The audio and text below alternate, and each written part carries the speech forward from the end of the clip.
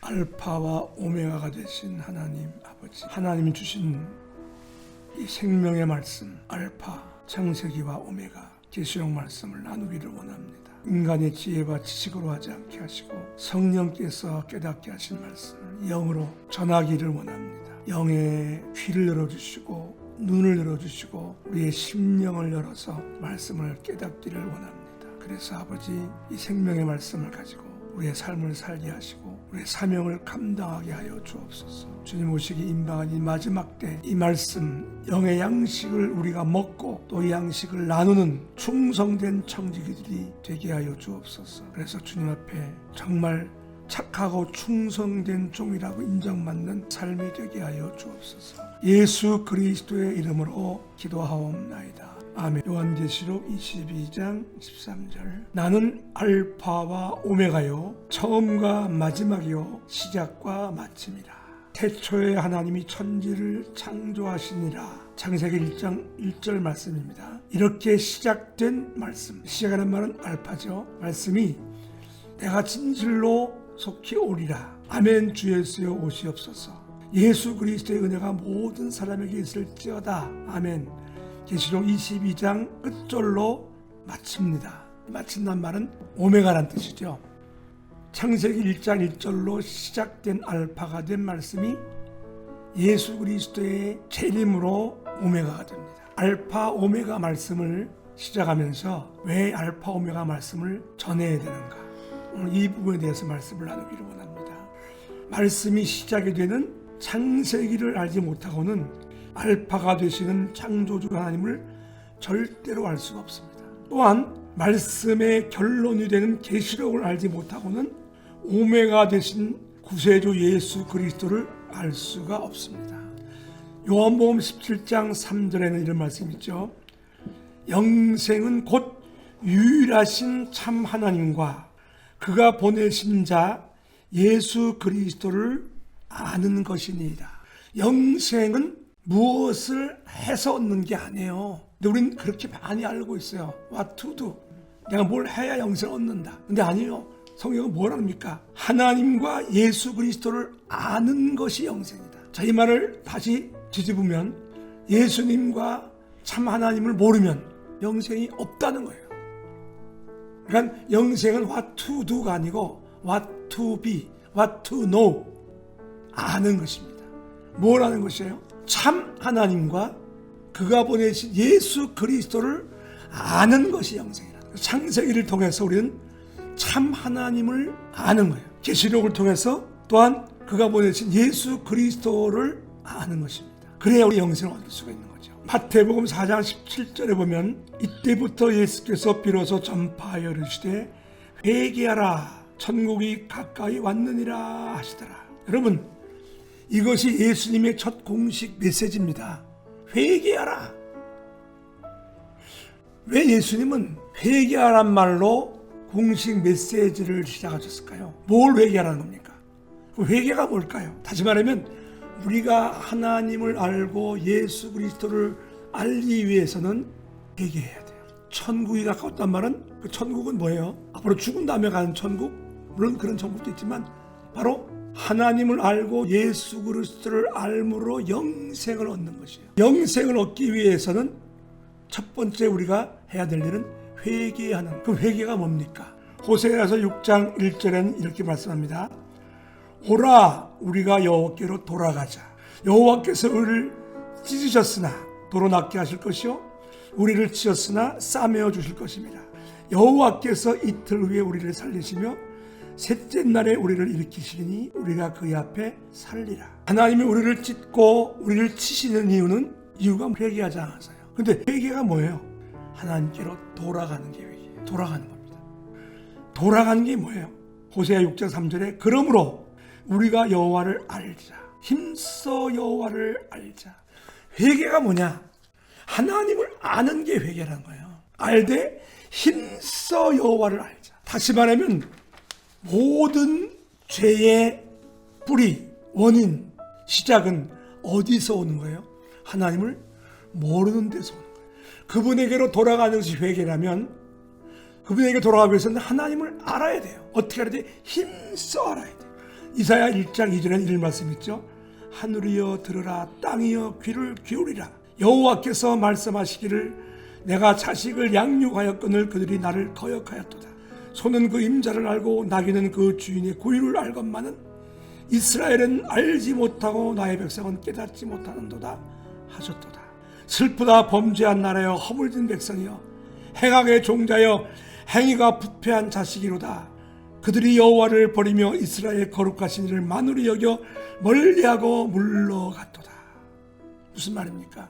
왜 하나님이 이스라엘 백성을 향해서 이 허물진 백성이여, 행악의 종자여, 부패한 자식이라고 말합니까? 그들은 소도 임자를 알고 나귀도 고유를 알지만 내 백성은 나를 알지 못한다. 누구로 알지 못한다는 거예요? 아버지로, 나를 지으신 분으로. 그것이 모든 죄의 뿌리라는 것이요.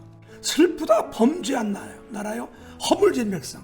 하나님을 창조주로, 하나님을 우리의 아버지로 알지 못하는 것이 모든 행악의 뿌리요, 부패의 뿌리요, 만악의 죄의 뿌리라는 것이요.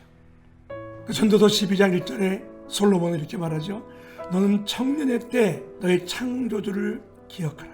창조주 하나님을 아는 것부터 모든 일이 시작됩니다. 그래서 창세기는 1장 1절 알파를, 태초에 하나님이 천지를 창조하시다. 하나님이 누구신가로 성경이 시작됩니다. 알파가 시작됩니다. 하나님은 누구세요? 천지를 창조하신 분이다. 천지만 창조하신 분이 아니죠. 또 모든 우주 만물과 특별히 사람을 창조하신 분.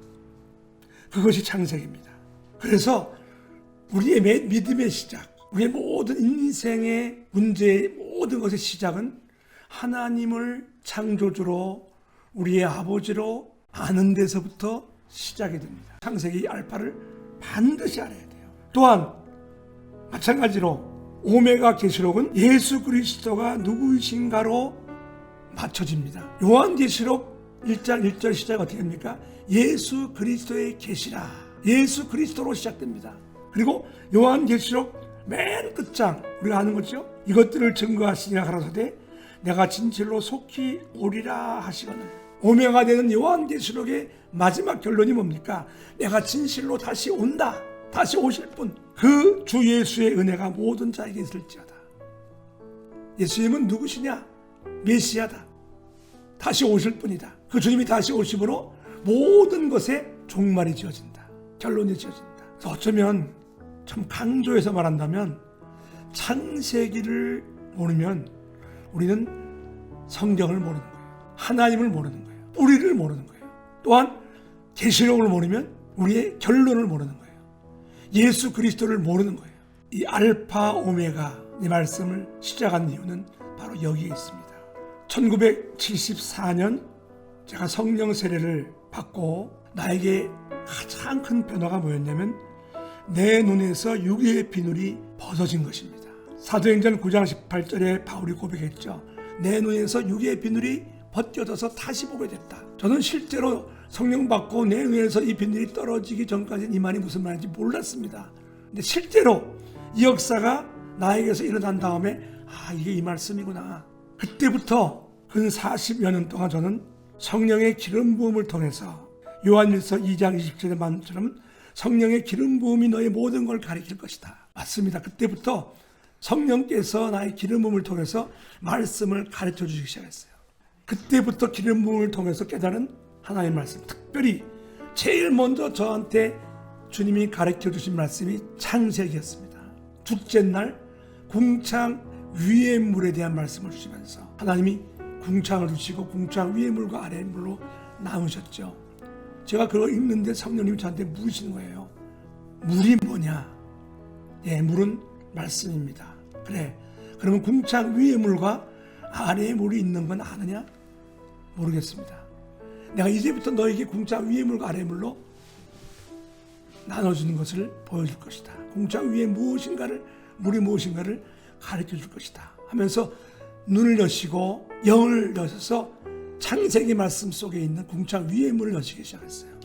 그 후에 창세기가 열리면서 성경들이 열리기 시작하고, 그리고 7년 이상 지난 다음에 주님이 다시 계시록을 열어주게 했습니다. 그리고 제가 40여 년 동안 쭉 창세기와 계시록을 강의하고 책도 쓰고 하면서 이제 제 마지막 생애를 또 정리하고 또 개인적인 종말도 있지만 또 시대적인 종말도 가까이 왔다는 걸 제가 계시록을 하면서 알게 됐습니다. 그래서 이제 조심스럽게 하나님께서 내 영의 눈을 열어서 궁창 위의 물, 영의 말씀, 깨닫게 하신 창세기와 요한계시록 말씀을 여러분과 나누려 합니다.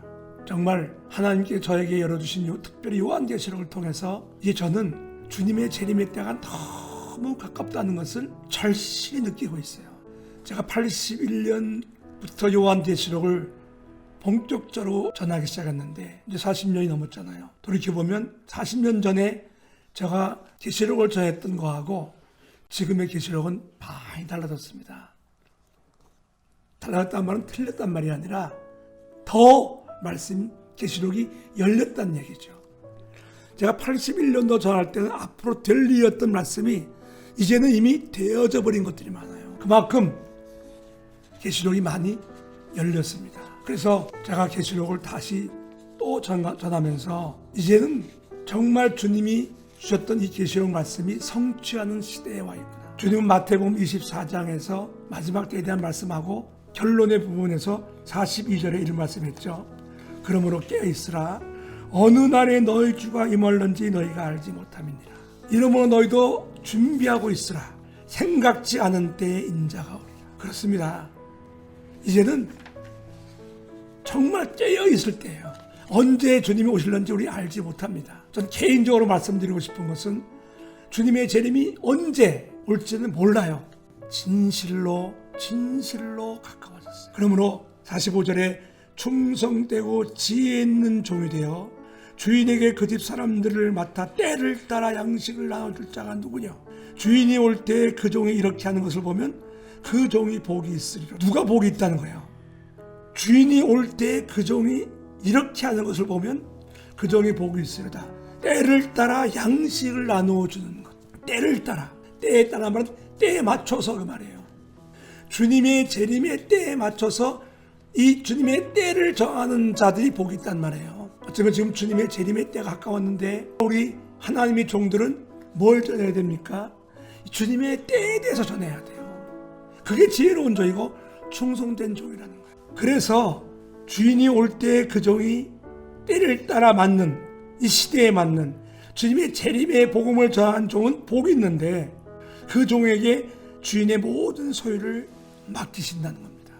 소원이 있다면 내가 알파와 오메가, 특별히 마지막 때 요한계시록 말씀을 전하고 있을 때 주님이 재림하실 것을 나는 가장 소망하고 있어요. 왜? 말씀했잖아요. 이렇게 하는 것을 보면 그 종은 복이 있다. 그 주인이 그의 모든 소유를 그에게 맡기리라. 제가 이 알파와 오메가 말씀을 이제 이 알파 오메가 말씀 TV를 통해서 전하려고 하는데 이걸 통해서 여러분들이 말씀을 듣고 깨어 말씀으로 준비하고 무장하고 뿐만 아니라 여러분들이 들은 말씀을 또 다른 사람들에게 전할 때 여러분들도 충성되고 지혜로운 종이 되는 거예요. 여러분도 그래서 그 말씀을 전하고 있을 때 주님이 재림하시면 여러분도 정말 복된 종들이 청지기가 되는 것입니다. 그래서 이 알파 오메가 말씀 TV를 듣는 모든 성도님들이 이 마지막 때 지혜롭고 충성된 청지기가 되시기를 주님의 이름으로 축원합니다.